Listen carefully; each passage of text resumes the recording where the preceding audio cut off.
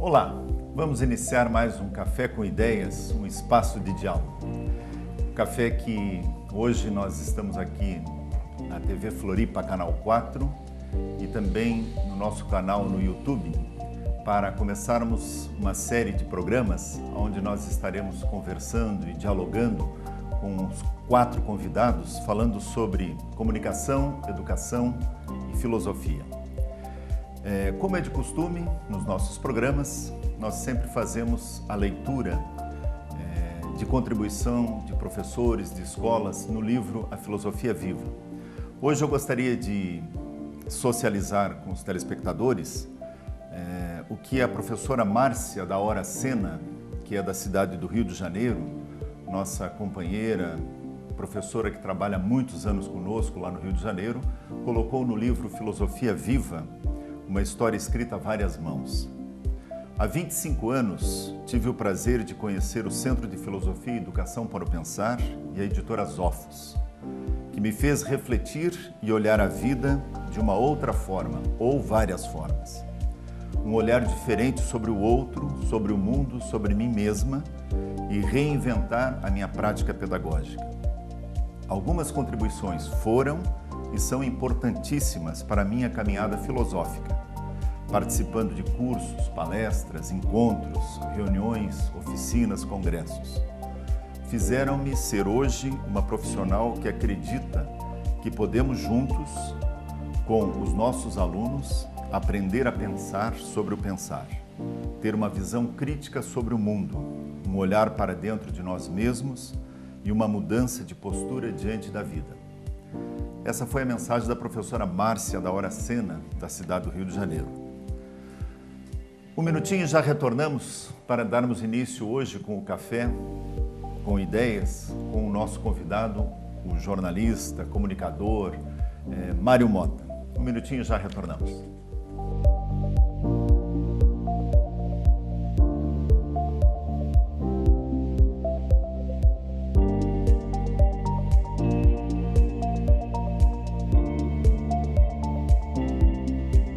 Amigos telespectadores da TV Floripa, da nossa rede de educação para o pensar, escolas espalhadas pelo Brasil inteiro, somos mais de 500 escolas que desenvolvem um programa filosófico-pedagógico com as crianças, adolescentes e jovens. Como eu colocava antes, esses 4 programas iremos discutir, conversar, trocar ideias com os nossos convidados, falando sobre comunicação, educação e filosofia.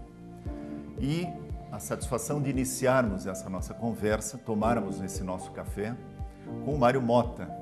Mário Mota é jornalista, comunicador, educador, um cidadão que abre então essa nossa série de programas. Mário, é uma satisfação poder tê-lo conosco para discutirmos algumas ideias. E os nossos telespectadores querem saber alguma coisa sobre você, sua formação, sua caminhada. Antes de mais nada, prazer muito grande, eu tomo como um privilégio o convite. De algum modo, espero contribuir com essa educação para o pensar. Confesso que é um slogan que mexe muito comigo, porque eu também sempre entendi que o principal objetivo da educação fosse esse, levar as pessoas a desenvolverem o pensamento, a somarem um raciocínio ao outro, criando um terceiro e evoluindo, porque evoluir é muito mais do que crescer. Crescer é ficar maior, evoluir é ficar melhor. Eu acho que o ser humano tem que buscar melhorar nessa sua passagem, que é tão breve, tão efêmera, muitas vezes, por esse planeta ou por esse plano espiritual, se me permitem chamar desta forma. Eu nasci num circo. Meus pais tinham uma dupla sertaneja em São Paulo, na década de 40, do milênio passado. Nós somos privilegiados por viver mais de um milênio. E quando eu nasci, meus pais tinham um circo-teatro armado na periferia de São Paulo. Tanto meu pai como minha mãe tiveram dificuldades para estudar. Meu pai fez 3º ano primário, separando o bezerro das vacas na hora do recreio de uma escolinha rural, no pé da Serra da Mantiqueira. E a minha mãe quase formou-se professora primária, numa época em que a função feminina na sociedade era casar, parir e cuidar da casa e dos filhos. Então, minha mãezinha certamente me transmitiu muita coisa no sentido de entender que você tem que buscar outras posturas nessa vida. Ela quis, mas acabou não completando os estudos. Saiu de Paraguaçu Paulista, lá no oeste de São Paulo, e foi para São Paulo ser cantora de rádio. Imagina, doideira para o meu avô. Seu Joaquim, que era fiscal de quarteirão e era o melhor carpinteiro da cidade de Paraguaçu Paulista, uma cidade pequenininha. E a Inhafia, foi esse o nome artístico que ela ganhou, porque foi fazer dupla com um primo chamado Inhô Pai, autor daquela música Beijinho Doce, que ela tem, depois que beija ela, nunca mais amei ninguém. E ela foi ser cantora de rádio. Casou-se, conheceu meu pai pelos corredores das emissoras, casou-se com ele, compraram um circo e eu nasci. Como eu nasci meio doente, São Paulo não tinha clima, aliás, São Paulo já teve clima uma época, eu garanto, mas era muito úmido. Meu pai foi aconselhado a ir para o interior de São Paulo. Então a minha vida começou justamente nessa saída de São Paulo, na ruptura dos meus pais com o rádio, ou seja, com uma forma de comunicação, e assumindo outra forma de comunicação, que era o palco e o picadeiro de um circo-teatro de propriedade deles. Circo-teatro Motinha em Afia. Eu fui criado, portanto, viajando em circo pelo interior de São Paulo. Até os 13 para 14 anos, estudei desta forma, porque graças aos meus pais, embora eles não tivessem tido a oportunidade, eles não quiseram privar a mim e ao meu irmão do estudo. Não pergunte como eu estudei, porque era uma época em que era muito difícil, não havia internet, não havia Google, não havia computador, nem sequer telefone você tinha facilidade. Eu fiz até a 8ª série do ginásio, fazendo 17, 18 transferências por ano. E acabei me formando em algo que não tem uma relação direta com a minha profissão atual. Eu sou pós-graduado em Educação Física Infantil. Olha. Mas entrei para a educação justamente por essa área e percebi que há uma relação direta e fundamental entre a comunicação e a educação. Eu me formei em Tupã, meus pais fixaram residência para que eu pudesse, então, estudar numa cidade só, fixamente. Eu já estava entrando no científico, no 2º grau.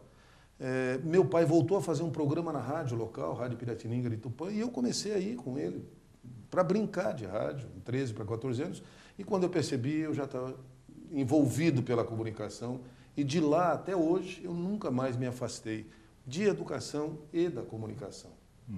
Que bom. Mário, você passou nessa tua história educador e comunicador, e é formador de opinião. E é uma liderança, né, no momento em que faz com que as pessoas pensem sobre aquilo que você está colocando. Eu gostaria de saber, e com certeza também os nossos telespectadores, qual é o peso de ser uma figura pública, né, que entra via rádio, via televisão, todos os dias na casa de milhões de pessoas. E você tem essa oportunidade, né, e forma opiniões. Como é isso? Eu tomo como um enorme privilégio, em primeiro lugar, essa oportunidade, como se eu tivesse pedido licença e entregue um cartãozinho de visita para cada pessoa que me assiste e que abre os seus lares, porque nós não conseguimos chegar à casa de ninguém que não queira nos receber. Ela tem que ligar o aparelho, sintonizar no canal em que a gente está, naquele horário, para nos assistir. Então, eu tomo isso como um enorme privilégio e diria, seria um enorme peso no aspecto de figura pública, não tivesse, e aí sim eu tenho que ser mais uma vez grato aos meus pais, não tivesse recebido deles uma série de valores que talvez a gente possa chamar da verdadeira educação, não só a formação didático-pedagógica que a gente recebe nas escolas. Porque eu sempre entendi que a função, por exemplo, do professor no magistério é trabalhar com conteúdos pedagógicos historicamente reconhecidos, evoluir esses conteúdos ou provocar os alunos a fazerem isso e reforçar os valores educativos que as crianças deveriam ou devem trazer de casa. Então, eu recebi dos meus pais e sou muito grato, mas extremamente grato, diariamente. Cada vez que eu acordo, eu lembro disso, mais um dia pela frente, inteirinho, limpo, para que eu possa escrever nessa página em branco mais um pouquinho da minha existência.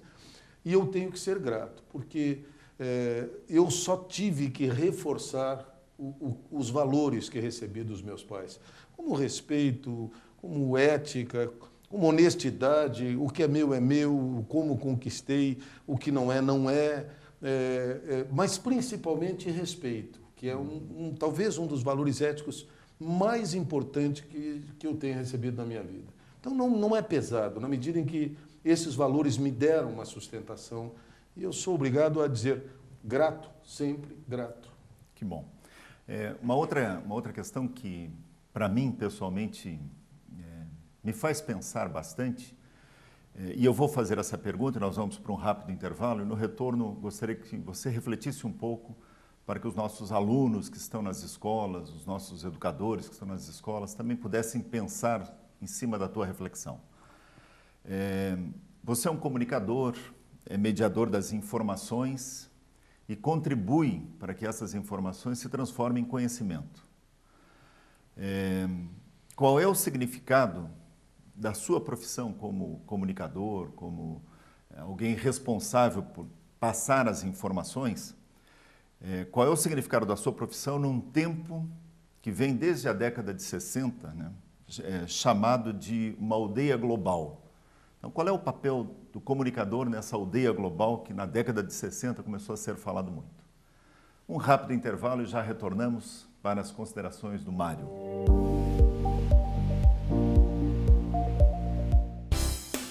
Uma TV que produz a imagem de sua empresa, transmite pela internet e ainda divulga nas redes sociais.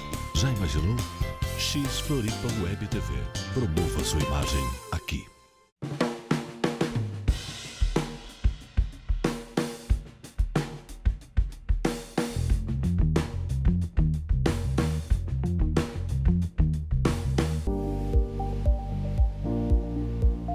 Retornamos ao nosso programa e a pergunta no ar foi sobre a aldeia global. E aí eu gostaria de lembrar aos telespectadores que essa é uma expressão de McLuhan, no começo da década de 60, quando escreveu A Galáxia de Gutenberg, em 62, começou a falar sobre essa aldeia global. Então, Mário, qual é o significado dessa profissão num tempo em que nós também falamos de uma aldeia global? Curiosamente, foi um dos primeiros livros que tocava em filosofia, que eu tive a oportunidade de ler, um livro pequenininho, do Marshall McLuhan, e realmente foi algo que me pareceu muito, muito tranquilo de compreender.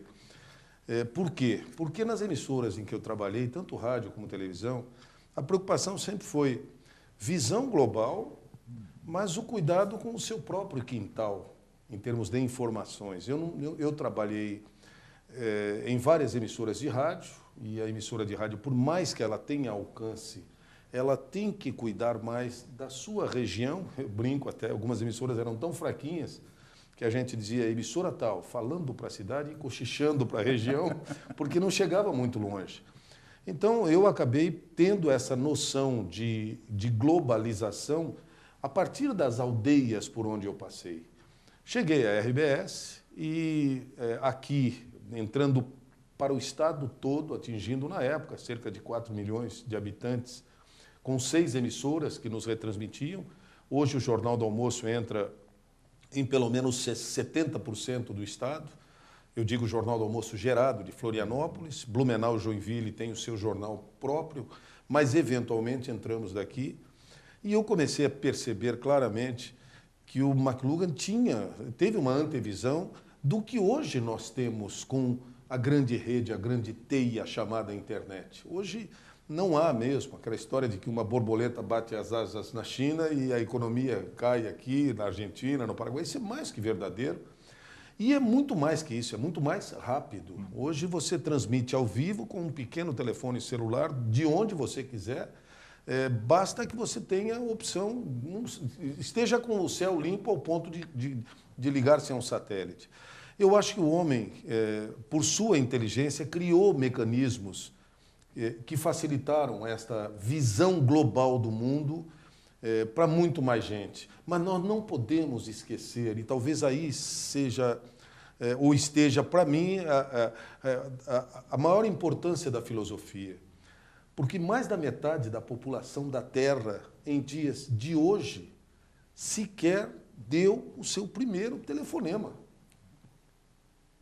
Eu sei que isso é assustador, da mesma forma que o mundo global está no nosso aparelho celular. Mas há milhões de pessoas que não sabem ainda o que é um telefone, por exemplo. Que é isso? É verdade.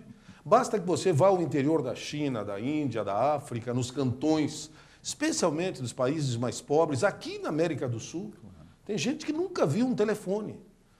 E eu acho que nós temos uma responsabilidade muito grande quando a gente fala em aldeia global, para efetivamente estimular as pessoas a pensarem um pouco na sua passagem por aqui, no que ela tem de importância para que mais e mais gente possa evoluir, como a gente tem essa oportunidade.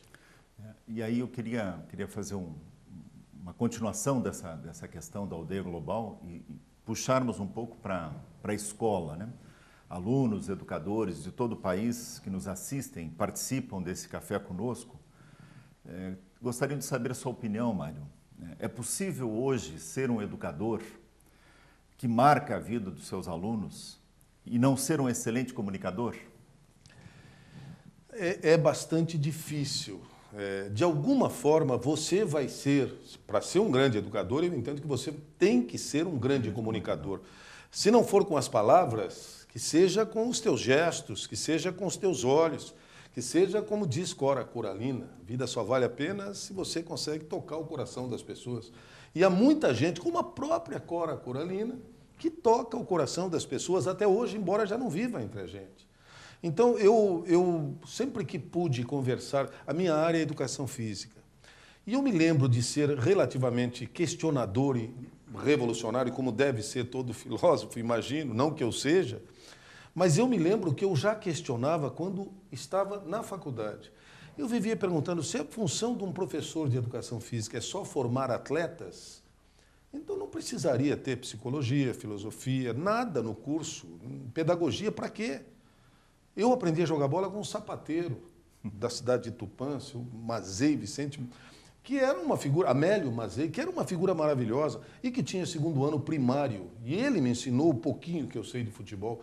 Eu entendia que minha função como professor de educação física, era ir um pouco além, mostrar à criança que ela tem o seu corpo, que ela domina os seus movimentos corporais e que usa esses movimentos corporais para fazer o que bem entender na vida, inclusive jogar futebol, basquete, vôlei, porque talvez você nunca tenha parado para pensar, mas os movimentos desses esportes são movimentos que foram culturalmente desenvolvidos.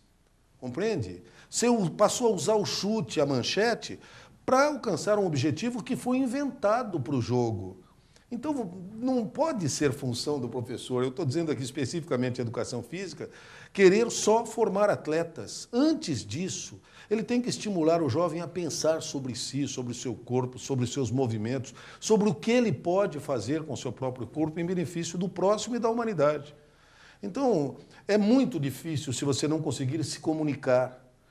A função do professor, como eu disse, além de, entre aspas, reproduzir o conteúdo pedagógico que a sua disciplina estabeleceu para o bimestre, é cutucar. Se você precisa usar essa palavra para mexer, para se comunicar, use-a, desde que você consiga se expressar assim.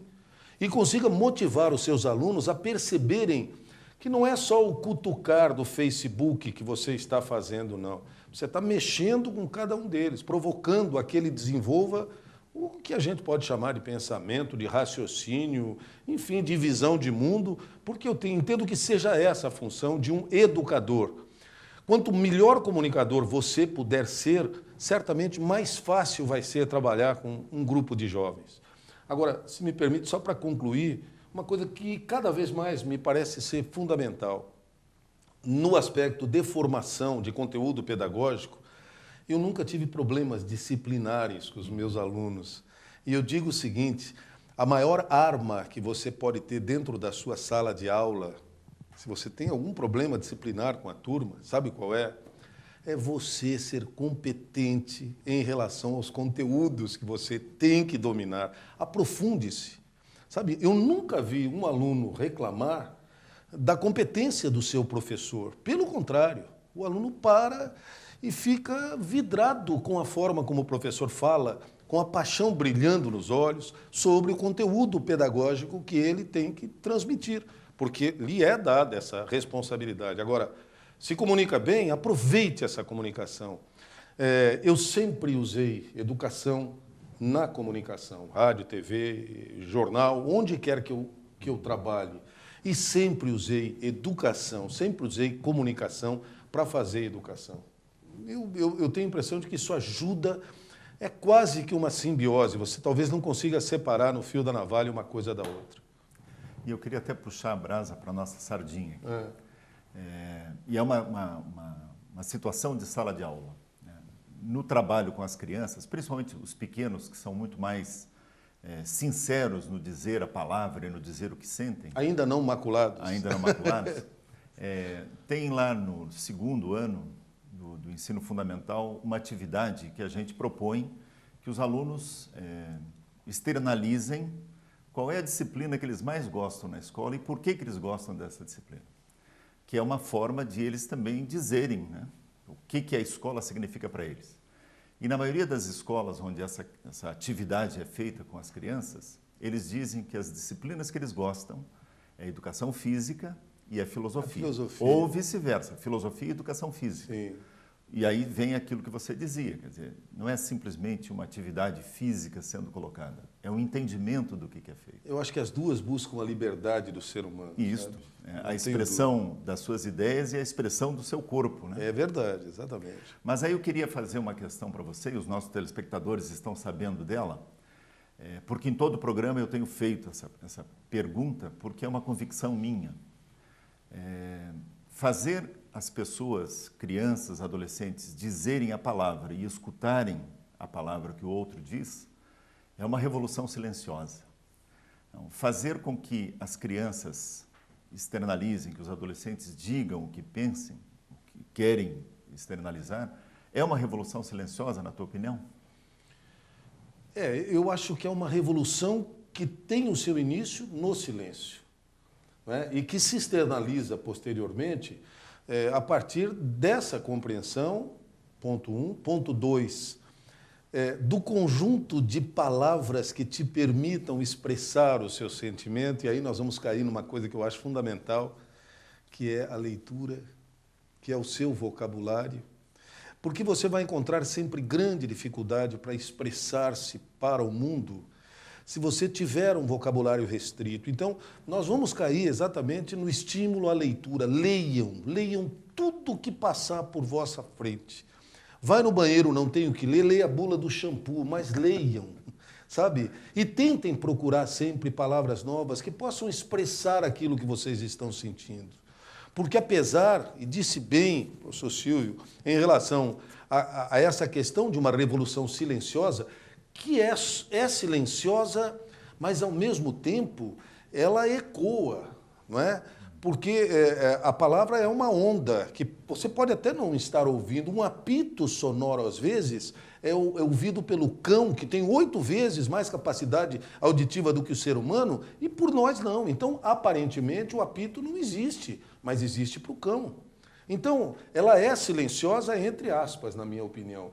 O que está sendo feito por vocês da Sophos e por esses programas e por essa mobilização de escolas pelo país é uma revolução silenciosa, de certa forma.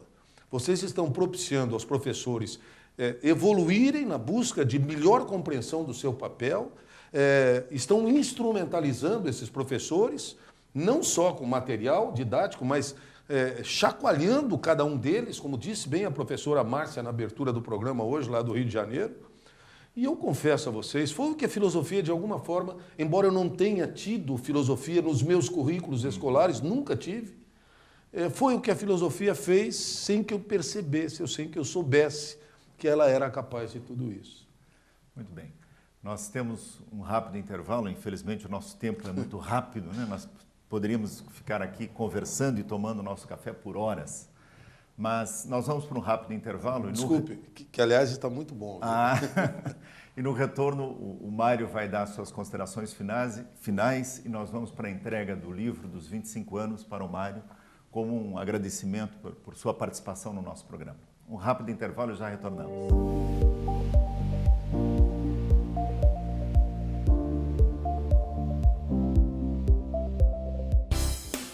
Uma TV que produz a imagem de sua empresa, transmite pela internet e ainda divulga nas redes sociais. Já imaginou? X Floripa Web TV. Promova sua imagem aqui.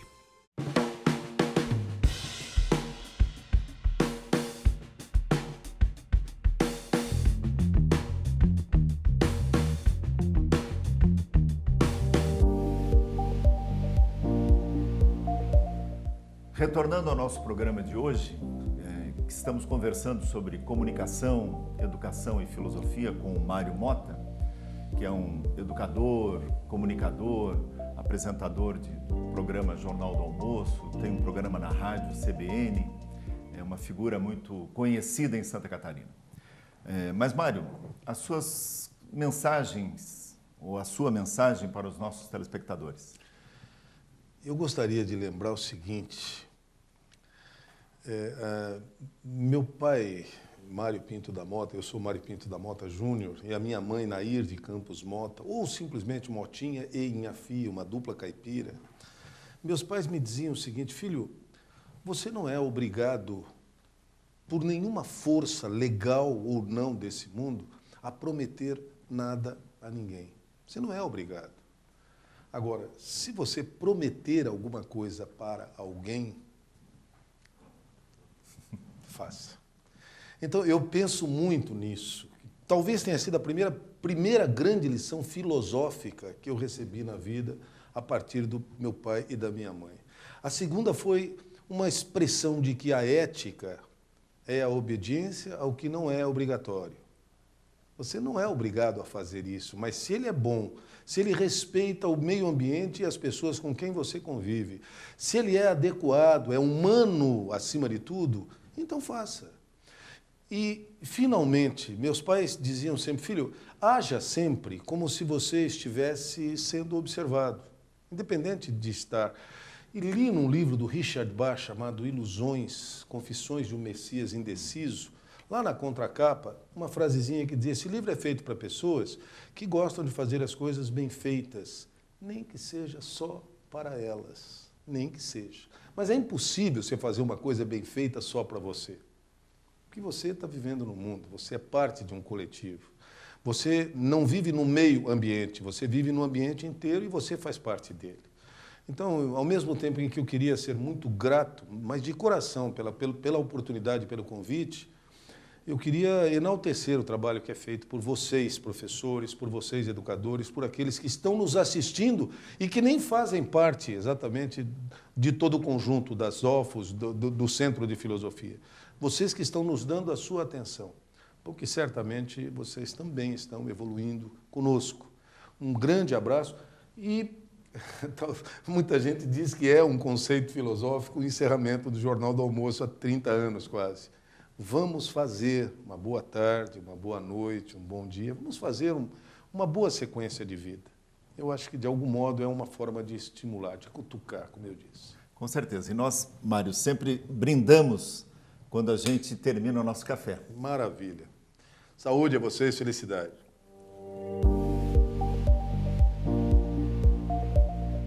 Eu queria, Mário, passar às tuas mãos o livro Filosofia Viva, que é uma história construída por muita gente, e queremos que você, a partir de agora, ajude a construir os próximos 25 anos. Eu queria propor aqui, se for possível, para terminar, a inversão. Viva a filosofia, tá certo? Viva a filosofia. Você vai ver que é muito melhor. Parabéns, muito grato. Mais uma vez, um abraço a vocês. Que ótimo.